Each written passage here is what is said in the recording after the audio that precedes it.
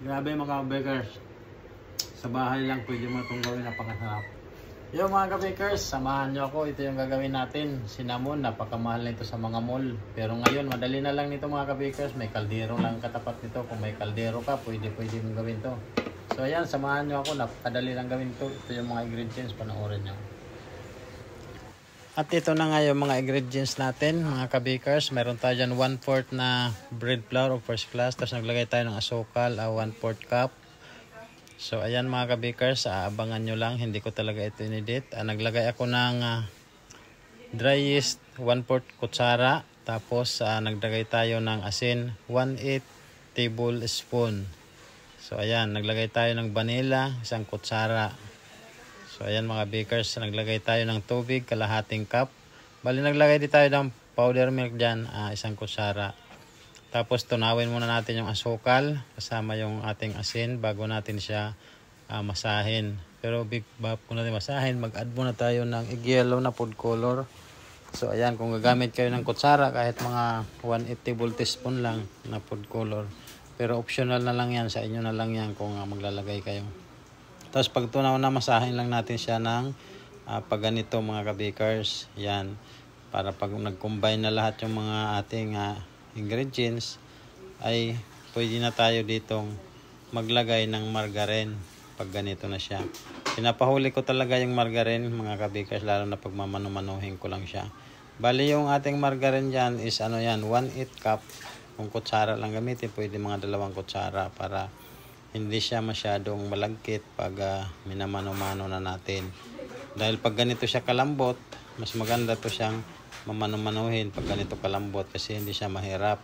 Kasi kung medyo matigas, mahirapan tayong maging smooth. Pag ganito kasi, ito minsan, ko lang to mga 10 minutes, smooth na yun siya pag ganyan lang kalaki, no? Yan. Magdas tayo ng harina dyan para hindi naman masyadong didikit.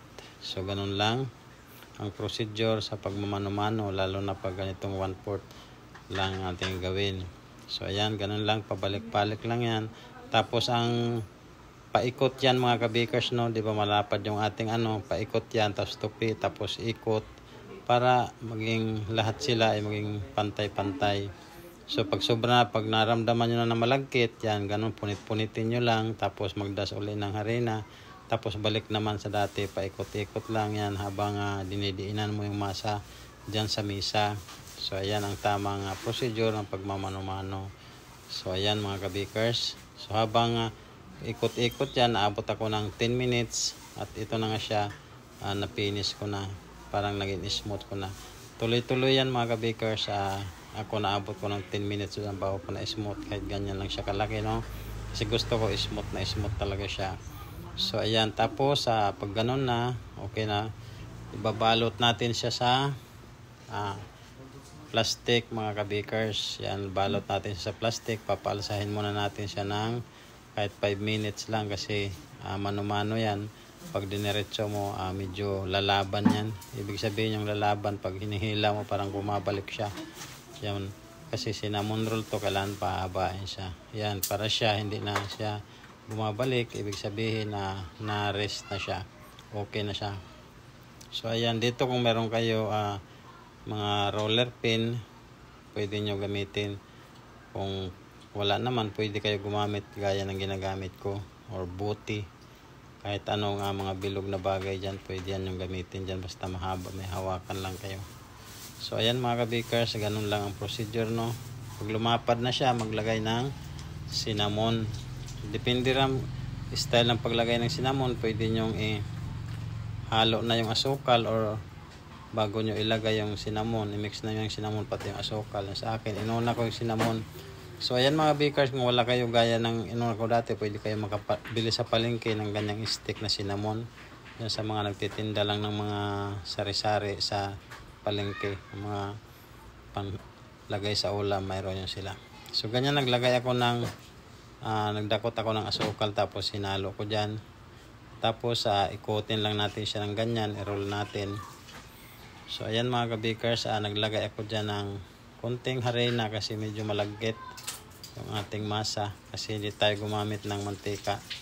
Yung iba kasi nito para hindi siya malagkit habang nagmamasa mantika yung ginagamit. So tayo kasi harina lang, kaya yan, medyo malagkit siya. Pinutol na natin siya ng 25 to 30 grams. Depende na lang kung anong gusto nyong laki sa pagputol dyan.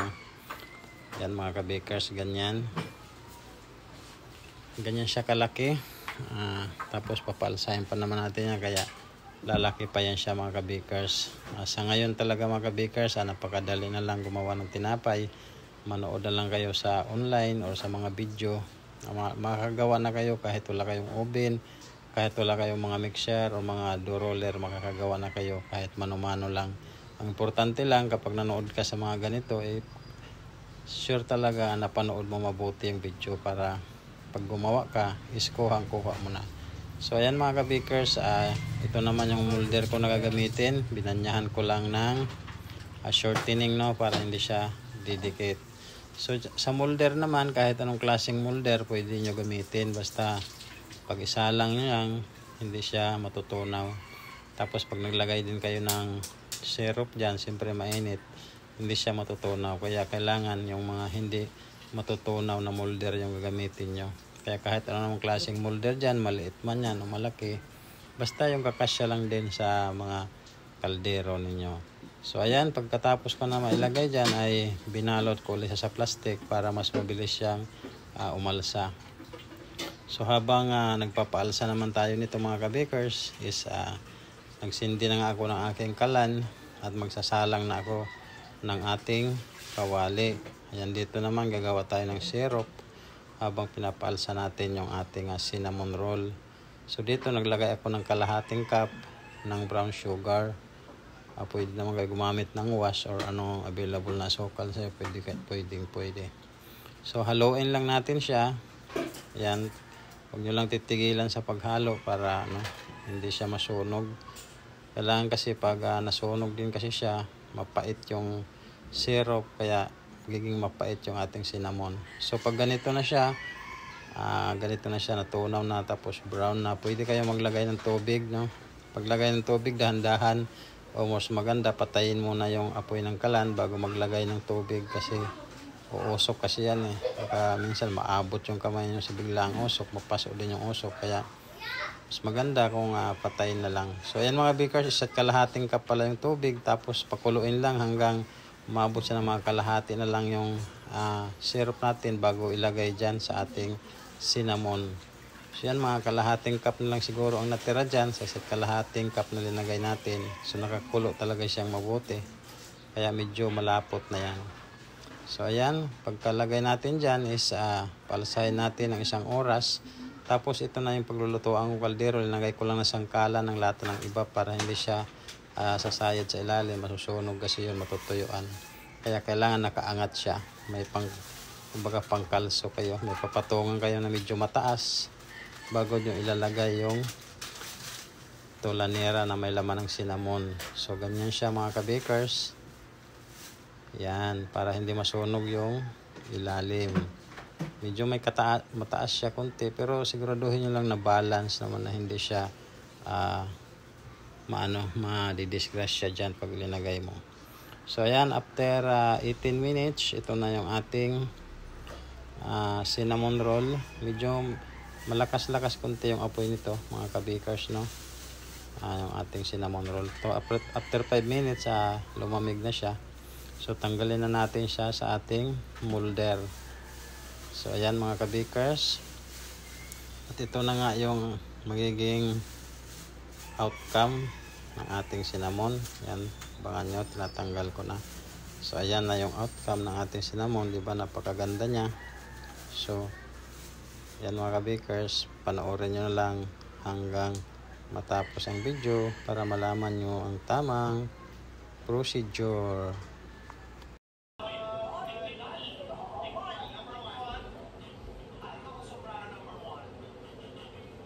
So yan mga ka-bakers, ito ang finished product ng ating cinnamon. Yan, nalinuto natin sa ating mahiwagang kaldero at titikman na natin mga ka-bakers. Yan. So, hindi pa natin siya mahawakan kasi mainit pa. Yan.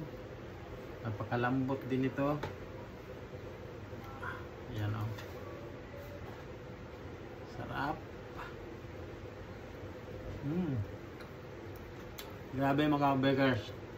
Sa bahay lang pwede mo itong gawin, napakasarap. Number 1. Ayan, hanggang dito lang. Maraming salamat. Thank you for watching. Bye bye.